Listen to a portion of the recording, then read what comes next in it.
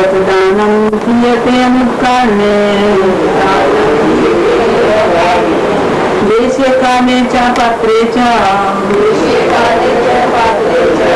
तत् दानं सात्विकं स्मृतम् दातव्यम् इति यद्दानं दीयते अनुपकारणे देशे काले च पात्रे च तद्दानं सात्विकं स्मृतम् दातव्यम् इति यद्दानं दीयते अनुपकारणे देशे काले च पात्रे च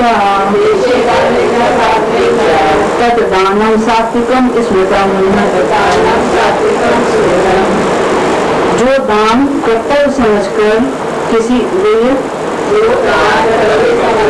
किसी प्रत्युपकार की आशा के बिना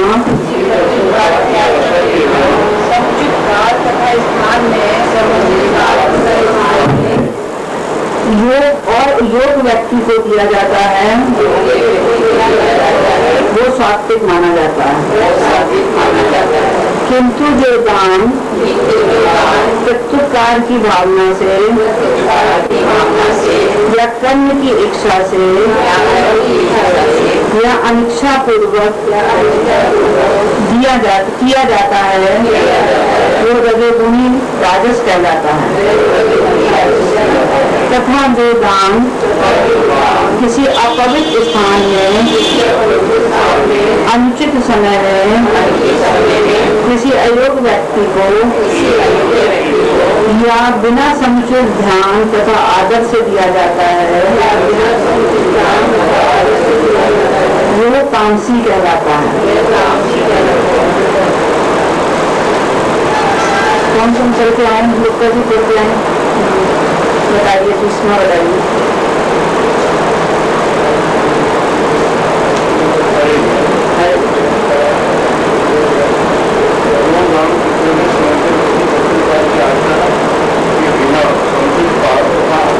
उन्होंने पहले क्या पूछा कि जो श्रद्धा के साथ पूजा करते हैं उनकी स्थिति कौन सी है। तो भगवान ने बताया कि श्रद्धा की तो है लेकिन वो किस गुण में है उसके अनुसार उनकी स्थिति है। अगर वो सतोगुण में है तो उनकी स्थिति सर्वगुण में, रजोगुण अगर है उनके अंदर प्रभाव ज्यादा तो रजोगुणी स्थिति है और तमोगुण है तो तमोगुणी। और जैसी स्थिति होगी जैसा उसका स्वभाव होगा वैसे वो कार्य करेगा। तो जो सतोगुणी व्यक्ति है तो किसकी पूजा करते हैं? देवी देवताओं की। रजोगुणी यक्षासनों की और तमोगुणी भूतों की। ऐसी आहार बता दिया तो सतोगुणी और सतोगुणी आहार खाता है, तो रजोगुणी रजोगुणी और जो तमोगुणी है वो तमोगुणी आहार खाता है। तो दो चीजें वो बताई। अब उसके बाद भगवान बता रहे हैं यज्ञ तप और दान के बारे में। तो ऐसी यज्ञ और तप के बारे में हम लोग वैसे पढ़ चुके हैं, रजोगुणी सतोगुणी और तमोगुणी यज्ञ और उसी प्रकार का तप कैसा होता है, ये पिछली बार हम लोगों ने कहा। अब इस बार जो है दान के बारे में भगवान बता रहे हैं कि सतोगुणी दान कौन सा है, रजोगुणी दान कौन सा है और तमोगुणी दान कौन सा होता है। अलग अलग अपनी अपनी श्रद्धा के अनुसार लोग दान करते हैं। तो त्रिविधम नरकस इदम द्वारम नाशनम आत्मनः कामा क्रोधा तथा लोभा तस्मात् एतत् तुरंत से। तीनों नरक के द्वार हैं, काम क्रोध और लोभ, इसलिए इनको त्याग देना चाहिए। भगवान बताते हैं 16वें अध्याय में तो तीनों नरक के द्वार है। क्या क्या? काम क्रोध और लोभ, इन तीनों को हमें त्याग देना चाहिए। और 3 कर्म बताया जो कि हमें त्यागने नहीं चाहिए। कौन कौन से? यज्ञ तप दान। यज्ञ तप यज्ञ दान तपा करना न त्याज्यम कार्यम तत् यज्ञ तप दान पावनानी मनुष्याणाम। तो यज्ञ और तप और दान ये 3 चीजें हमें नहीं छोड़नी चाहिए। ये मनीषी मतलब जो मुनि है, जो महात्मा है, जिन्होंने भगवान का प्रेम प्राप्त कर लिया है, उनको भी ये कर्म करना चाहिए। खाली साधारण मनुष्यों को नहीं, जिन्होंने प्रेम प्राप्त कर लिया है, जो अधिकारी हो गए, जो महात्मा है, उनको भी ये कार्य दान का करना चाहिए। यज्ञ करना चाहिए, तप करना चाहिए। इससे क्या होता है, उनके शरीर की शुद्धि हो जाती है, पवित्र होते चले जाते हैं। यज्ञ, दान, दान, तपः, कर्मा, पावनानि मनीषिणाम्, ये तीनों चीजें जो मनीषी हैं, जो महात्मा है, उनको भी पवित्र करने वाली है। तो अब दान का महत्व बता रहे हैं। भगवान कहते हैं दान क्यों करना चाहिए? दान इसलिए करना चाहिए, इससे हमारा हृदय शुद्ध हो जाता है। भगवान ने आदेश दिया कि दान करना जरूरी है। दान करने से अंतःकरण शुद्ध हो जाता है और हमारी आध्यात्मिक प्रगति होती है। भगवान की तरफ हम ज्यादा लगते हैं दान करने से, क्योंकि भगवान ईशोपनिषद में बताते हैं, ईशावस्याम इदं सर्वं यत्किंच जगत्याम जगत तेन त्वक्तेन भुंजिता मां वृथा कस्यो व्यर्थना। ईशोपनिषद में भगवान बताते हैं कि ये संसार है, ये सारा कुछ भगवान का बनाया हुआ,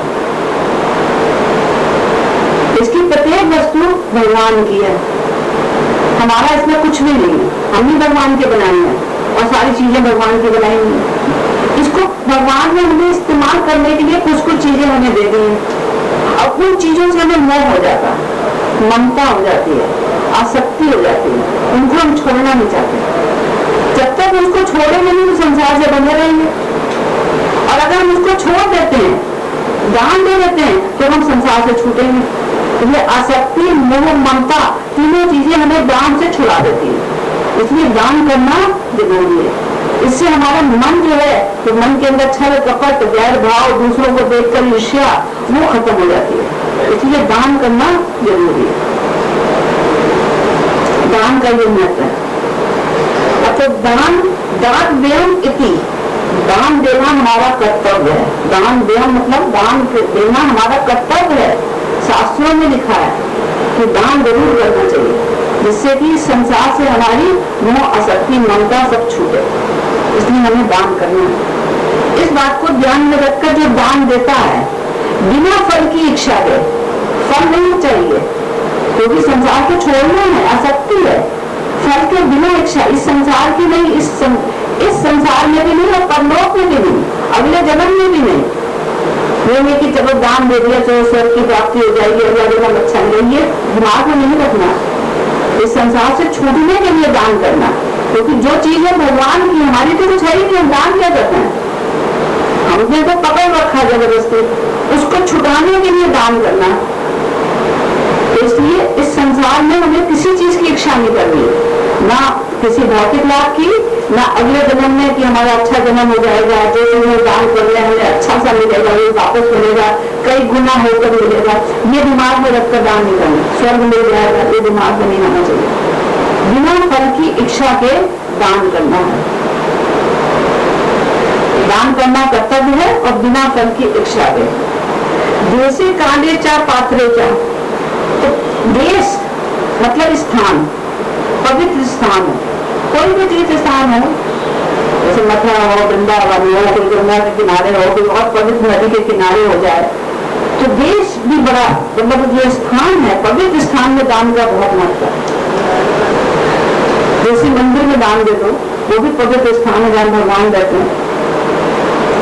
और काल, जो पवित्र काल हो, समय, जैसे ब्रह्म मुहूर्त में दान करो, और ये अमावस्या में दान करो, एकादशी में दान करो, पूर्णमासी में दान करो, कुछ दान के समय बताए गए हैं, उसमें दान देना, ये सब सात्विक दान है। और पात्रे माने योग व्यक्ति को दान देना चाहिए। योग व्यक्ति कौन हो सकता है? जो दान पाने का अधिकारी हो। सबको दान नहीं देना, कर्णागत भिखारी को दान दे दिया, तो भिखारी को दान तो तुमने दे दिया, लेकिन उसका कोई फल नहीं, और फल मिल भी सकता है। फल कैसे मिलेगा? क्या फल मिलेगा? अच्छा फल मिलेगा या बुरा फल मिलेगा? आपने किसी भिखारी को दान दे दिया, उसकी सहायता हो गई, किसी को गरीब को दे दिया, उसको बीमार था, उसको दवाई दिला दी या उसको कपड़े दिला दिए, आपने तो दान दे दिया, तो उससे क्या होगा? आपको पुण्य फल मिल जाएगा, उसकी सहायता होगी, पुण्य फल मिलेगा, तो फिर जन्म में 84 लाख से तो नहीं छूटे ना। और अगर वो शिवाजी कबाड़ी निकल गया, तो उसमें जाकर आपका पैसा खर्च करेगा, तो आपको पाप फल मिलेगा, तो नरक भोगना पड़ेगा, करा उसने, भोगना आपको पड़ेगा। आधा उसको मिलेगा, आधा फल आपको भी मिलेगा, आपका पैसे से उसने ये गलत काम किया। व्यक्ति कैसा होगा, क्या तो इसलिए भिखारी को अगर देना है तो उसका भी तरीका है, उसको प्रसाद खिलाओ भगवान का, उसके नाम से भगवान का नाम पुकारवाओ, तो बोले भगवान हरे कृष्ण बोले, हरे राम बोले, तो उससे क्या होगा, उसकी सुकृतियां बढ़ेंगी। उसको थोड़ी बहुत कथा सुनाओ। जैसे इस्कॉन के लोग कई बार जेल में जाते हैं, जेल में क्या कैदी हैं, सारे डाकू चोर इस टाइप के लोग, खराब लोग जिन्होंने खून वगैरह किया है, तो उनको जाके कथाएं सुनाते हैं, कीर्तन होता है, बाकायदा संकीर्तन होता है, वो लोग भी बैठते हैं सब, और फिर विभाग में प्रसाद वितरण हो रहा है। तो इससे क्या होगा, उसके अंदर सुकृतियां बढ़ेंगी, उसकी चेतना जागृत होगी, और कभी ना कभी ये चीज सामने आएगी। खेत पदत सब जमत में उल्टे सीधे नीचे, चाहे खेत में एक बार डाल दिया जाए, बीज डाल दिया तो कभी ना कभी तो हो ही जाएगा। स्वल्पम यश धर्मात्, स्वल्प मात्र भी अगर आपने भगवान के नाम का उसमें उच्चारण किया है तो उसका भी फल मिलेगा, तो सुकृतियां उसकी जागृत होंगी। इस तरह उसको दान देना। तो पात्र कौन होना चाहिए? पात्र वो होना चाहिए जो भगवान के कार्यों में लगा हो, भगवान की सेवा में लगा हो, आध्यात्मिक कार्यों में लगा हो, आध्यात्मिक उन्नति अपनी कर रहा हो, भगवान की तरफ ध्यान लगा रहा हो, उसको, उस ब्राह्मण को, उस अध्यात्मवादी को आप दान दो। उससे क्या होगा, आपका भी हित होगा और उसका भी हित होगा। आपका हित कैसे होगा कि आपने भगवान को प्राप्ति में जो कर रहा है उसकी सहायता करी, और उसका हित ऐसे होगा कि वो अपना और आगे प्रोग्रेस करता चला जाएगा। तो दोनों का हित हुआ दान देने में, दान देने में दोनों का हित हुआ, देने वाले का भी और लेने वाले का भी। हाँ, भगवान को छुआ करिए, भगवान को अर्पण करो, छुआना क्या, अर्पण करना, आपकी वस्तु आपको अर्पण, और उसके बाद आप भिखारी को दान दे सकते हैं। लेकिन ऐसे ही दान अपने चलते चलते कार का शीशा खोला, दान दे दिया, तो सब वेस्ट है, और उसमें उसका फल भी आपको मिल सकता है। भिखारी सही हुआ, उसने जाकर अपना वाकई भूखा हुआ तो खाना खा लेगा, तो आपको जो है अपना पुण्य फल मिल जाएगा। और अगर बदमाश हुआ तो शराब खराब हो, गोली पिएगा, तो उसका पाप फल आपको भी भोगना पड़ेगा। 50% आपका, 50% उसका।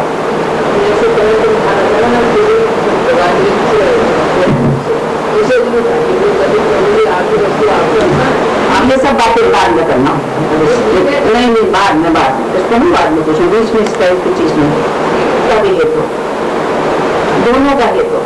गरुड़ पुराण में लिखा है, उसी व्यक्ति को दान लेना चाहिए जो अपनी तपस्या और अपने ज्ञान से दान देने वाले का हित कर सके। दूसरे व्यक्ति को दान ही लेना चाहिए, इतना ज्यादा दान का मात्रा है। तो देश, समय, स्थान, समय, पात्र जो है सब पवित्र होने चाहिए। पवित्र स्थान में, पवित्र समय में और पवित्र व्यक्ति को हमें दान देना है, और बिना किसी फल की इच्छा के बिना। ये हमारा कर्तव्य है ऐसा मानकर। ये जो दान है ये सात्विक दान में आता है।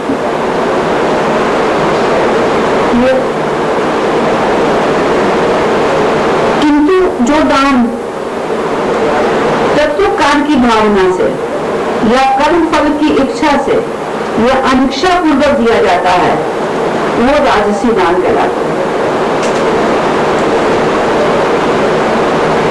तत्वकाल का मतलब क्या है? बदले में कुछ पाने का उद्देश्य। तत्वकाल कुछ मिल जाएगा हमें भी, हम इसको दे रहे हैं, बदले में ये भी हमें गिफ्ट देगा, हमारा इसमें हित हो जाएगा, संसार में हमारा नाम होगा।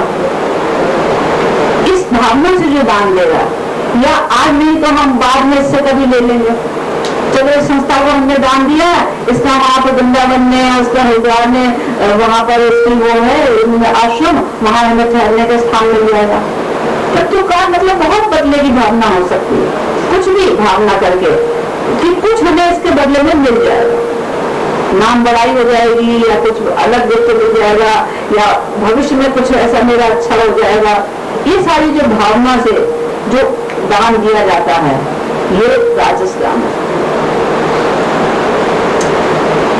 फलम उद्दिष्ट, फलम उद्दिष्ट का मतलब क्या है कि अगर चलो ये तो अभी दान दिया हमने किसी बदले की भावना से, या दान हो गया तो इसका फल मुझे मिलेगा इस दान का, आज नहीं तो कल हो सकता है इस संसार में अच्छा हो जाए मेरे लिए कुछ, मैंने इसको दान दे दिया भिखारी को, मेरे लिए कुछ अच्छा हो जाएगा ये इस भावना से। या किसी साधु महात्मा को दान दे दिया, मेरे लिए कुछ अच्छा हो जाएगा, या अगला जन्म मुझे अच्छे घर में मिल जाएगा, अगला जन्म मेरा सुधर जाएगा, या मुझे स्वर्गलोक की प्राप्ति हो जाएगी, ये फल की इच्छा से दान, बदले की भावना से, और दूसरा बात फल की इच्छा से दान, ये क्या है राजस्थान।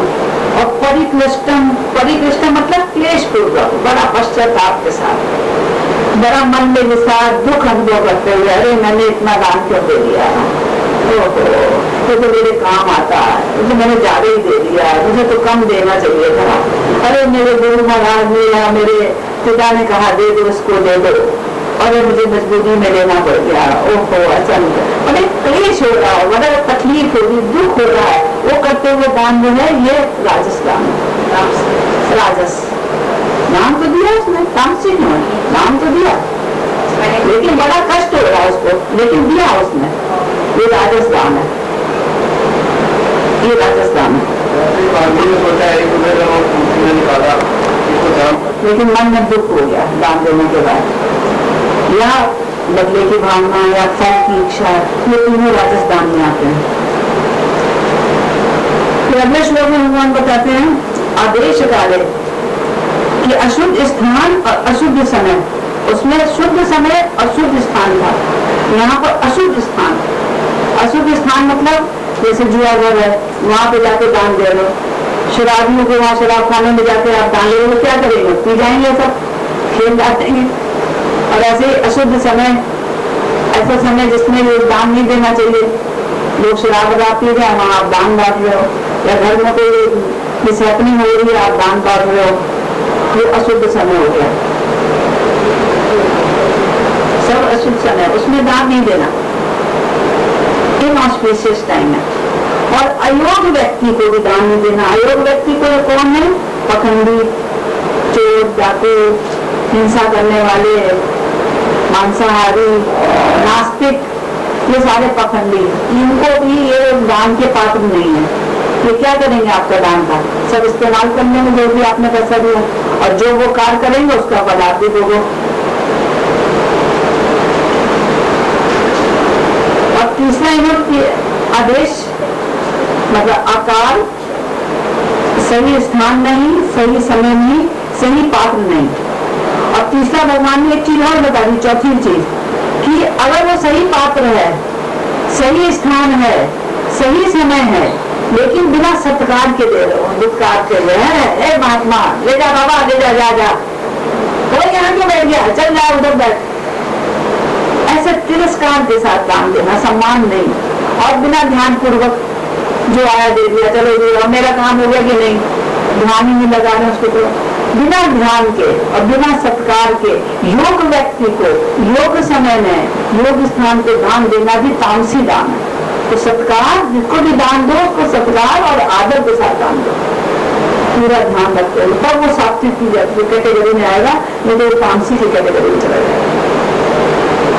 तो इस प्रकार भगवान ने पूजा बताई, भोजन बताया, यज्ञ, तप और दान, ये 5 चीजें बताई कि ये सात्विक श्रद्धा के अनुसार सबकी अलग अलग होती है, तामसी की अलग, राजसी की अलग और सात्विक की अलग। लेकिन ये तीनों गुण कैसे हैं, इसी संसार के हैं, बांधने वाले। सत्वगुण भी बांधने वाला है। सत्वगुण कैसे बांधता है, सुख और ज्ञान से, कि मैं बड़ा सुखी हूँ, मुझे बड़ा ज्ञान हो गया, मैं तो सारे सत्कर्म कर रहा हूँ, मेरा तो बुरा हो ही नहीं सकता, मैं तो संसार में बड़ा सुखी हूँ, मुझे ऐसे ही करना चाहिए, मुझे बड़ा आनंद है, मैं संसार में बड़े आनंद से रह रहा हूँ।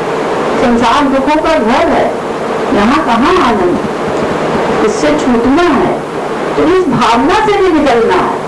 तो कोई भी गुण आपको बांध देगा। और दूसरी बात यह कि जो मनुष्य है उनके अंदर दोष होते हैं, 4 प्रकार के दोष होते हैं। सबसे नंबर 1 है त्रुटियां, तो त्रुटियां अवश्य करता है, उससे गलतियां जरूर होती है। तो आप चाहे सत्वगुण में कार्य कर रहे हो, भगवान की सेवा कर रहे हो, तो भी आपसे कहीं ना कहीं गलती होगी, कुछ ना दोष आ जाएगा, तो उसका निवारण कैसे हो? आपने सतोगुण में रहकर कार्य किया, यज्ञ किया, तप किया, दान किया, फिर भी कुछ ना कुछ दोष आ गया उसके अंदर, उसका निवारण कैसे होगा? उसके निवारण के लिए भगवान आगे के 4 श्लोक में बताते हैं। तो थोड़ा सा है, ज्यादा नहीं, कम देते हैं। तो भगवान कहते हैं कि यज्ञ, तप, दान को 3 गुण है, रहकर करते हैं, उनको हमें भगवान का नाम लेते हुए करना चाहिए। अगर हम भगवान का नाम लेते हुए यज्ञ, तप, दान करेंगे तो इसके अंदर होने वाले जो दोष हैं, जो कमी है, जो त्रुटियां हैं, गलतियां हैं हमारी, उनका सबका नाश हो जाएगा। और जो भी हम कर्म कर रहे हैं, यज्ञ, तप, दान जो भी कर रहे हैं, सबका पूर्ण फल प्राप्त होगा, अर्थात भगवान उससे प्रसन्न हो जाएंगे। अगर हम भगवान का नाम लेते हुए करें तो भगवान यहाँ भगवद गीता में अर्जुन से पूछने से पहले ही बता देते हैं कि कौन सा नाम लेते हुए। भगवान के बहुत सारे नाम हैं, तो कुछ नाम बताए गए हैं कि जो लेते हुए अगर हम इसको, इन क्रियाओं को करेंगे भगवान को प्रसन्न करने के लिए, तो वो उसका पूर्ण फल हमें प्राप्त होगा। जो गलतियां हो गई है उनका भी निवारण हो जाएगा। तो 23वें श्लोक में बताते हैं, ओम तत्सत इति निर्देशो ब्राह्मण त्रिविधि स्मृतः ब्राह्मण तेन वेदा च यज्ञ च वेदा पुरा।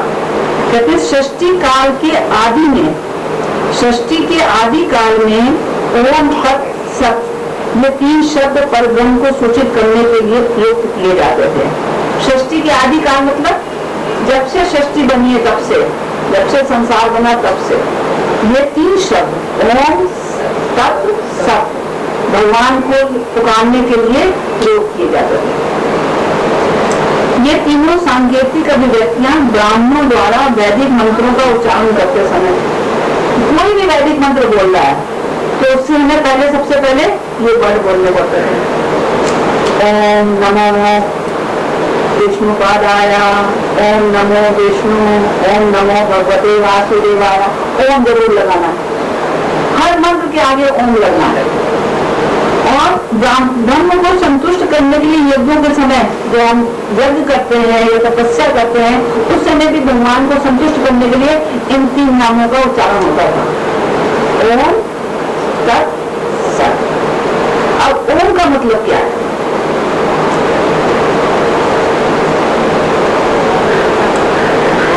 भगवान जिससे समस्त संसार बना है, सारी सृष्टि बनी है, सारे जीव बने हैं, सारे कर्म बने हैं, सारी कर्म विधियां बनी हैं जिनके द्वारा हम यज्ञ करते हैं, सब कुछ किससे और किसने बनाया? भगवान ने। तो भगवान जो है का ये जो नाम है, उन्हीं भगवान का नाम है ओम, जिन्होंने सब कुछ बनाया। इनका उच्चारण करते समय हमारी सारी कमियों की पूर्ति हो जाती है। तो ये जो नाम है ओम तत् सत, तो तीनों वेदों से लिए गए हैं। जो ऋग वेद है उसमें ओम, वहां से ओम लिया गया है। जो छांदोग्य उपनिषद है वहां से तत् लिया गया है, और सत भी छांदोग्य उपनिषद से लिया गया है। ये 3 वर्ड जो है भगवान के नाम के, बहुत सारे नाम है, लेकिन ये 3 नाम भगवान को संबोधित करने के लिए जो भी कार्य करते हैं तब लिया जाता था। ओम भगवान विष्णु का नाम है। ओम क्या है? प्रणाम है, प्रणाम। सबसे पहला वर्ड क्या आया? सबसे पहले जो शब्द आया है वो ओम आया। ओम से ही फिर बाकी शब्दावली बनी है, जो कि सारे और शब्द आए हैं ओम से ही सारा कुछ निकला। तो सबसे पहले ओम आया, और भगवान भगवद गीता में कहते हैं ओम मैं हूँ, यशो अहम अपसु कौन्तेय प्रभा अस्मि शशि सूर्यो प्रणव। सब वेदेशु, जितने वेद हैं उसके अंदर जो प्रणव है अर्थात जो ओम है वो मैं हूँ। तो ओम भगवान को ही डिनोट करता है, भगवान विष्णु को। और तत् मतलब उसका, सब कुछ किसका है? उसका, हमारा कुछ नहीं। तो तत् शब्द यूज करते हैं हमें मुक्ति के लिए। जब हम सारी चीजें उसकी मान लेते हैं, अपना कुछ नहीं मानते, तो उसको हमको संसार से विमुक्ति हो जाती है, हमारी संसार से मोक्ष हो जाता है, मुक्ति हो जाती है, क्योंकि हमने सब कुछ उसका मान लिया, हमारा अपना कुछ भी नहीं है। और सत्य, सत्य माने सारे भगवान सत्य है, परमानेंट है, दिव्य है, शाश्वत है। कभी ना खत्म होने वाले हैं। हम तो शरीर तो खत्म हो जाता है, लेकिन भगवान कभी खत्म नहीं होते, सत्य है। तो सारे कार्य जो भगवान के लिए किए जा रहे हैं वो भी सब सत्य है। तो ओम तत्व सत्य, तो सृष्टि काल के आदि से ही ये सारे तीनों वर्ड ओम तत्सत प्रयोग किए जा रहे हैं। ब्रह्मा जी ने जब शुरू में सृष्टि के शुरू में जब यज्ञ किया तो ये तीनों वर्ड यज्ञ से करने से पहले इस्तेमाल किए। उसी की गुरु परंपरा से ये तीनों वर्ड अभी तक इस्तेमाल किए जा रहे हैं। तो ओम तत्सत अगर हम किसी भी कर्म के साथ यज्ञ तप दान किसी के साथ लगा देते हैं तो उसमें होने वाली त्रुटियां सब खत्म हो जाती हैं, क्योंकि उसके अंदर भगवान बीच में आ गए और भगवान तो सत्य है, शाश्वत है। तो हर कार्य जो है हमारा सत्य हो जाता है, हर कार्य हमारा परमानेंट हो जाता है, शाश्वत हो जाता है। उसके अंदर जो कमियां हैं वो खत्म हो जाती हैं और उसको करने का जो फल है वो पूर्ण फल हमें प्राप्त हो जाता है अगर हम भगवान का नाम इन कर्मों के साथ जोड़ देते हैं। तो अब अगले श्लोक में भगवान बताते हैं कि ओम की महिमा बताते हैं कि ओम क्या है। तस्मात् ओम इति उदाहत यज्ञ दान तपः क्रिया प्रवदन्ते विधान मोक्ता सततम ब्रह्मवादिनाम। अतः योगी जन ब्रह्म की प्राप्ति के लिए शास्त्र विधि के अनुसार यज्ञ दान तप की समस्त क्रियाओं का शुभारंभ सदैव ओम से करते थे। योगी जन कौन है? जो भगवान से योग करते हैं, जो भगवान से ध्यान करते हैं, वो योगी जन है जो भगवान से जुड़े हुए हैं। वो शास्त्र विधि के अनुसार जब यज्ञ तप दान क्रिया कोई भी क्रिया करते हैं तो सबसे पहले ओम का उच्चारण करते हैं। ओम के उच्चारण से क्योंकि इससे सारे प्रकार की हमारी दोष वगैरह जितने भी हैं करने के वो सब समाप्त हो जाएंगे और हमें पूर्ण फल मिलता है और हमारी सिद्धि जो प्राप्त करने की हमारी सिद्धि है, जो हमारा एम है, वो हमें प्राप्त हो जाता है। दूसरे 25वें श्लोक में बताते हैं भगवान तत्व की महिमा कि तत्व का मतलब क्या। ओम तो भगवान विष्णु का नाम हो गया, तत्व की महिमा बता रहे हैं। मनुष्य को चाहिए कि कर्म फल की इच्छा के बिना विविध प्रकार के यज्ञ तप दान को तत्व शब्द कहकर संपन्न करे। जो भी यज्ञ तप दान कर रहे हैं पहले तो ओम लगाओ और तत्व कहकर संपन्न करो। ओम तत्व कहकर संपन्न करो, उसको पूरा करो कि आपका ही सब कुछ है, हमारा कुछ नहीं है। जो भी यज्ञ तप दान मैं कर रहा हूँ सब कुछ आपका है, आपकी वस्तु आपके लिए, आपकी प्रसन्नता के लिए आपको अर्पण कर रहे हैं। ऐसा कहकर हमें वो यज्ञ तप दान करना चाहिए। ऐसे करने पर कर्म फल की इच्छा नहीं रखनी है, ना ही इसकी भावना भी नहीं रखनी है कि इसको करेंगे तो मुझे अच्छा फल मिलेगा। ये मत सोचना कभी भी। जो भी कार्य कर रहे हो भगवान के निमित्त कर रहे हो, भगवान की प्रसन्नता के लिए कर रहे हो। हमें कुछ नहीं चाहिए, इस संसार में कुछ भी नहीं चाहिए। इस भावना से आपको दान करोगे तो उसका पूर्ण फल मिलेगा। उद्देश्य हमारा क्या होना चाहिए? यज्ञ तप दान का उद्देश्य क्या है? बंधन से हमें छुट्टी मिल जाए, तो उद्देश्य ये होना चाहिए ना। तो संसारी चीजें मांगोगे तो छुट्टी कैसे मिलेगी? आनंद मांगोगे, यहाँ पर संसार में आनंद है ही नहीं तो मिलेगा कैसे? और भगवान को मांगोगे, भगवान का प्रेम मांगोगे तो वो तो आनंद ही आनंद है।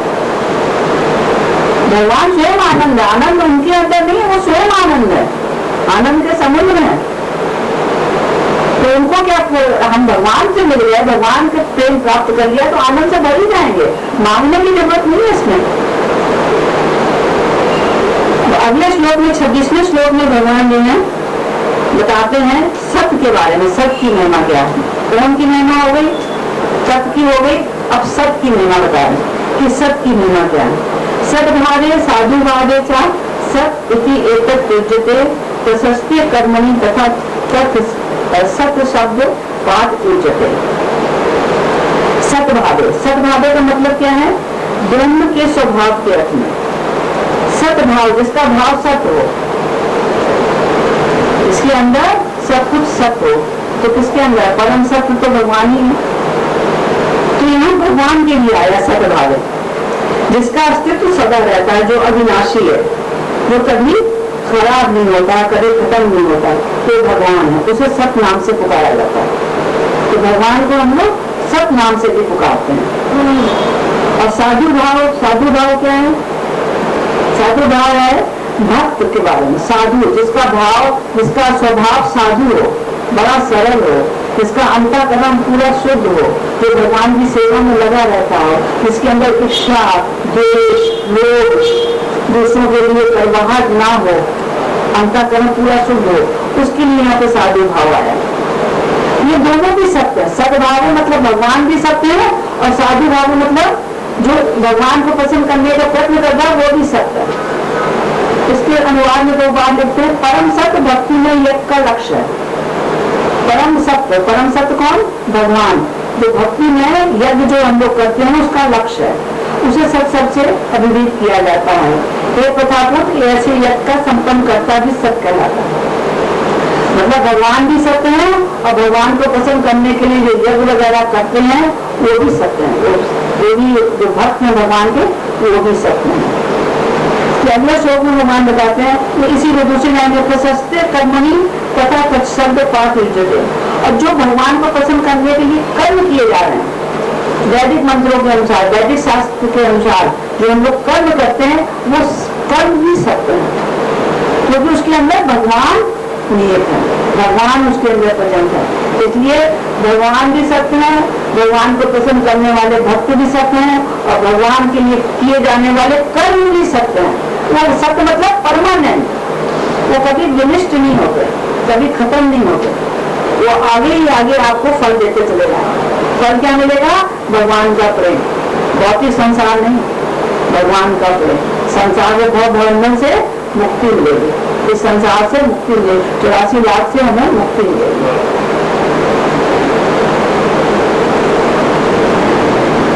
27वें श्लोक में बताते हैं भगवान, यज्ञ तपसी दाने चा स्थिति सदिति चोते कर्म चैव तत् अर्थयम सत इति एव अभिधीयते।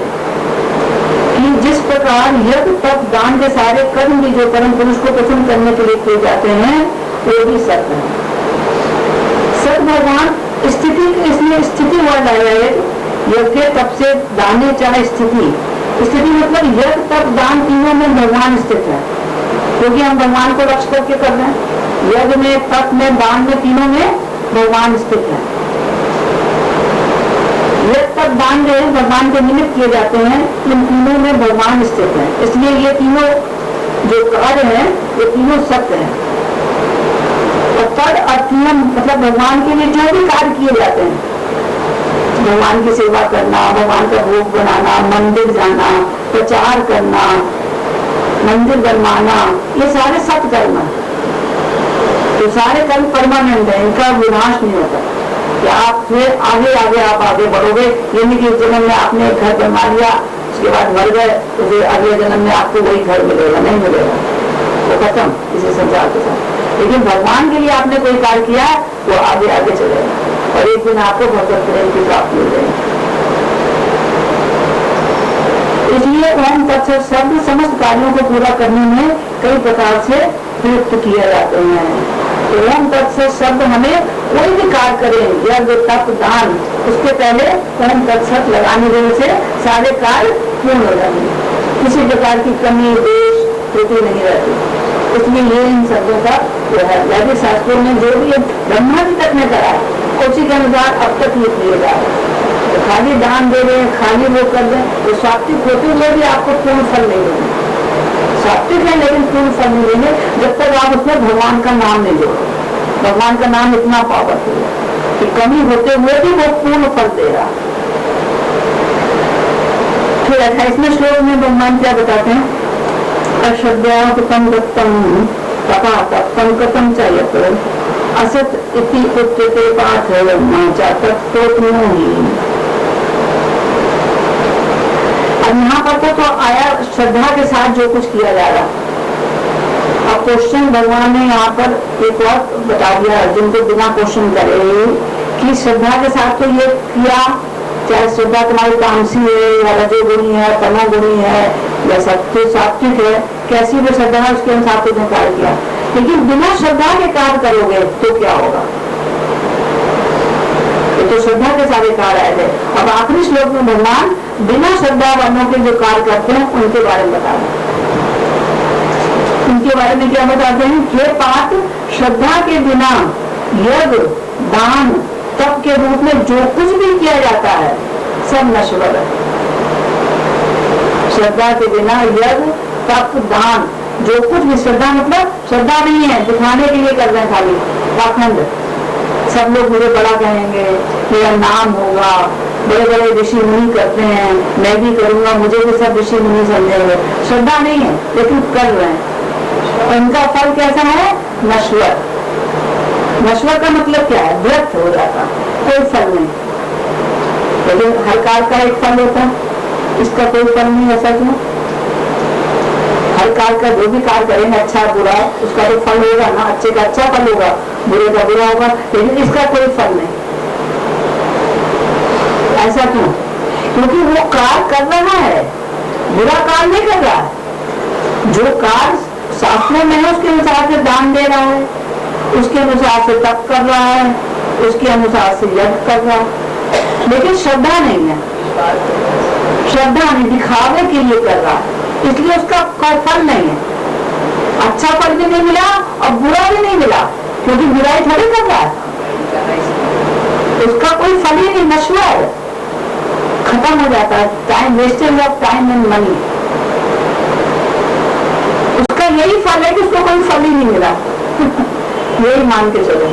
तो अश्रद्धा के साथ आपको सारा कुछ करना पड़ेगा। श्रद्धा के बिना आपने करा भी है तो भी आपको कोई फल नहीं मिला, ना अच्छा ना बुरा। देखो सकाम कर्मी जो होते हैं, देवी देवताओं की पूजा करते हैं कि हमें ये मिल जाए, हमें ये मिल जाए, भूत प्रेतों भी करते हैं या यक्षों भी करते हैं, तो उनको वो मिल जाता है क्योंकि वो श्रद्धा के साथ कर रहे हैं। चाहे वो भगवान की नहीं कर रहे हैं, लेकिन जो भी चीज मांगी उनको मिल गया, फल तो मिला। और नास्तिक लोग कुछ भी नहीं कर रहे, उनको भी फल मिल गया। और ये तो कर रहा है तब भी कोई फल नहीं मिल रहा, इसको कोई फल नहीं मिल रहा, ये इसका दंड है। ना अच्छा ना बुरा, बुरा भी नहीं मिला, अच्छा भी नहीं मिला, जस्ट वेस्ट हो गया, नश्वर, खत्म होने वाला। तो श्रद्धा के बिना जो कुछ भी किया जाता है सब दंड है, इससे केवल मान प्रतिष्ठा बढ़ती है और कुछ नहीं, कोई फल नहीं होता। तो समस्त वैदिक साहित्य का चरम लक्ष्य क्या है? कृष्ण को जाना। वेदे चा सर्वेद अहमें वेदो, वेदों को जानने योग सिर्फ मैं हूँ। वेदों को सलन करता बनाने वाला भी मैं हूँ, वेदों को जानने वाला भी मैं हूँ, और वेदों के द्वारा जानने योग भी मैं ही हूँ। वेदों के द्वारा सिर्फ मुझे जाना जाता। हालांकि सारा 80,000 श्लोक जो है कर्मकांड के लिए, देवी देवताओं को कैसे मनाओ, किसको क्या मनाओ, क्या मिलेगा। लेकिन धीरे धीरे धीरे धीरे आगे बढ़ते बढ़ते आपको पता लगेगा कि वेदों के द्वारा सिर्फ भगवान को ही जानना। वेदांत में क्या बताया गया है कि भगवान श्री कृष्ण ईश्वर परमा कृष्णा सच्चिदानंद विग्रह अनादि आदि गोविंद सर्व कारण कारणम। भगवान श्री कृष्ण के परम ईश्वर हैं और कोई नहीं। और अगर आप उनको पसंद कर लोगे तो देवी देवता को अपने आप पसंद हो ही जाएंगे, उनको अलग से पसंद करने की जरूरत नहीं है। भगवान पसंद है तो देवी देवता अपने आप, क्योंकि वो उनके अंग है। तो आपने पेट में उधर में भोजन डाल दो तो सब अंग प्रत्यंग जो है सही हो जाते हैं, ठीक हो जाते हैं, सबको ताकत मिल जाती है। इसी प्रकार भगवान को पसंद कर लोगे तो सारे देवी देवता अपने आप पसंद हो जाएंगे, तुम्हें उनको अलग से पसंद करने की जरूरत नहीं है। इसलिए सर्वश्रेष्ठ मार्ग क्या हुआ कि शुरू से ही किसी प्रमाणिक गुरु के संरक्षण में रहकर भगवान की सेवा में सीधे ही आ जाओ। तो वो भगवान की सेवा में आने के लिए ना सीढ़ियां हैं। जैसे पहले ज्ञान प्राप्त किया, हाँ जी ये भगवान है, अच्छा, फिर ध्यान लगाया, अच्छा परमात्मा तक में ध्यान लग गया, फिर उसके बाद सेवा में आए। तो अगर तुम सीधे सेवा में आ जाते हो, सीढ़ी सीढ़ी चलो या लिफ्ट से चले जाओ, तो कौन सा ज्यादा इजी है? ये लिफ्ट से चले जाओ। सीढ़ी सीढ़ी में पता नहीं कब लगे, कब सीढ़ी से गिर भी सकते हैं, फिसल भी सकते हैं, लेकिन लिफ्ट से कोई फिसलने का खतरा नहीं है। एक बार चढ़ गए तो टॉप पर पहुंचोगे। तो इसलिए प्रमाणिक गुरु के इसमें वो भक्ति इतनी ज्यादा पावरफुल है। याना स्थाय नरो राजन न प्रमदेत करिचित धामन नील वाद्यत्रे न स्वखले न पतेदी। मतलब भक्ति इतनी ज्यादा पावरफुल है कि भक्ति के मार्ग में जो चलता है वो आंखें धावन मतलब दौड़े, आंखें बंद करके, निमीलवा नेत्र, अपनी आंखों को बंद कर ले, न सोखले न पटेगी, न फिसलेगा न गिरेगा। आंखें बंद करके भी अगर इस मार्ग पर दौड़ो तो भी फिसलोगे नहीं, न गिरोगे। इतनी पावरफुल है भक्ति। तो जो प्रमाणिक गुरु के साथ उनसे ब्रह्मांड भ्रमते कौन भाग्यवान जीव, गुरु कृष्ण प्रसादे पाए भक्ति बता दीजिए। पता नहीं कौन भगवान जीव के आ जाए प्रमाणिक गुरु के। प्रमाणिक गुरु लेना बहुत जरूरी है। प्रमाणिक का मतलब क्या है? ऑथराइज्ड। आप अपने बच्चे को कहीं दाखिल करते हो तो देखते हो ना ऑथराइज्ड यूनिवर्सिटी का है कि नहीं, सर्टिफिकेट उसको ऑथराइज्ड यूनिवर्सिटी का मिलना चाहिए। ढूंढते हो जाकर, समझते हो कौन सा कॉलेज ज्यादा बढ़िया रहेगा, कौन से कॉलेज में डालूं। अनऑथराइज में डाल दोगे सर्टिफिकेट का कोई फायदा ही नहीं। MBA तक कर लिया उसने, इंजीनियरिंग कर लिया, कॉलेज अनऑथराइज हो तो उसको पूछ नहीं रहा, कोई ले नहीं रहा। और ऑथराइज कॉलेज का आपको सब जगह फायदा मिलेगा। तो इसलिए ऑथराइज प्रमाणिक गुरु लेना है, जो कि गुरु परंपरा से ऊपर से आ रहा है, जिसको कि पूर्ण सही ज्ञान है, सही ज्ञान आगे जो दे रहा है। उस प्रमाणिक गुरु से आप मार्गदर्शन में कृष्णा कॉन्शियस में होकर भगवान की भक्ति करिए और सीधे शुद्ध भक्तों की संगति से सीधे कृष्ण प्रेम की प्राप्ति हो जाएगी। श्रद्धा आएगी और श्रद्धा पक्की होती चली जाएगी, निष्ठा में बदल जाएगी, फिर रुचि, आसक्ति, भाव और प्रेम की प्राप्ति हो जाएगी। तो इसलिए चरम लक्ष्य हमारा क्या है? भगवान का प्रेम प्राप्त करना। इसलिए सीधे हमको भगवान कृष्ण की भक्ति में लग जाना चाहिए, कुछ और बिना सोचे समझे। ये इसका 7वां अध्याय श्रद्धा के विभाग भक्ति वेदांत पाठ पर पूर्ण हुआ। 7वां अध्याय देख लिया सारे, इसमें बताएंगे आप बोलोगे